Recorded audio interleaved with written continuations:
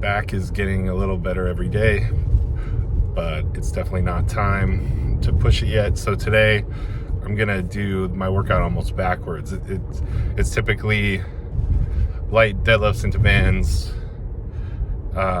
then power stairs, and then stones, and then quads. So I'm gonna start with quad training, like with the extension first, then hacks, then leg press, and then we'll see. I don't think I'm gonna do any type of deadlift, and there's no setup for power stairs at this gym, but I might take a sandbag out and just try to walk around with it, like a light one. I think that'll really pump up the area of my back that's messed up, but it won't be heavy enough to hurt it. So the plan is just to try and get some cardio with the sandbag and get as much blood in there as possible. But we'll see. I might change my mind, because picking the sandbag up off the floor might be a little too much.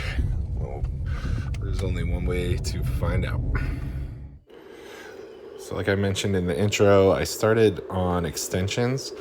These felt good, but I wanted to be careful. I never hit these fresh, and I knew there was a possibility that I would go so heavy that I hurt my knees. And knowing me, I would hurt myself trying to avoid a different injury and make a new one. So tried to be smart. On the hacks, I did it with band tension instead of weights and kept the rest periods low. This is an exercise for a lot of people, hacks are hit or miss, like how they're made, if it hurts their knees or not. Speaking of knee pain, but for me, it's just kind of like hack squats in general. I feel better with bands than straight weight. Sometimes it's a combination of the two, but like I said, I didn't want to do any damage while I'm avoiding an injury, so I just did band tension and short rest. I got a great workout from that. Leg press, felt a little bit of pressure on my back, but I was able to go heavy enough where it felt good. Higher reps on this. I cut the video short because I didn't think you wanted to watch me do a set of 20. A little bit of control on the way down, nothing too crazy. And then just press it up at a normal pace. I didn't really go to lockout. Went right before it. Just tried to keep the tension on the quads. You can't really see here, but even just a little bit of control on the way down. They were shaking and stuff. We got the response that I was looking for. As soon as I was done with that, I moved into a lot of hip and glute stuff. I know it's not exciting, but for me, this makes a huge difference with just my general health. Try to hit these. Hits kind of like glute medius and hips. Some of these, same thing. Most people say this is only for medius, but I can feel glute max too, and a little bit of lower back. Really tried to push straight back rather than off to the side to see if I could engage glute max more. A little bit of control on the way back. Then these are just for the hips. I just added these in a few weeks ago. I like them. Just kind of push forward into it and try to use your hip.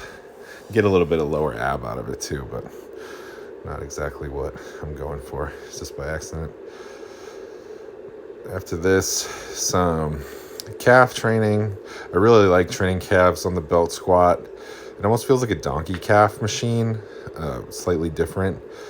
Something about it, I feel like, has really been a game changer for my calf training. I can't really put my finger on it. Even just being able to load it without having a bar on my back or doing something weird, and calves on the leg press just doesn't hit right for me. This is a new machine at the gym that I love. It's for the anterior tibs. Never seen anything like this before. Usually I do it with a band, so I've been using this machine lately, and then the band when I'm at the other gym. The anterior tib training's made a big difference. And then I'll shut up so you can listen to me breathing during this.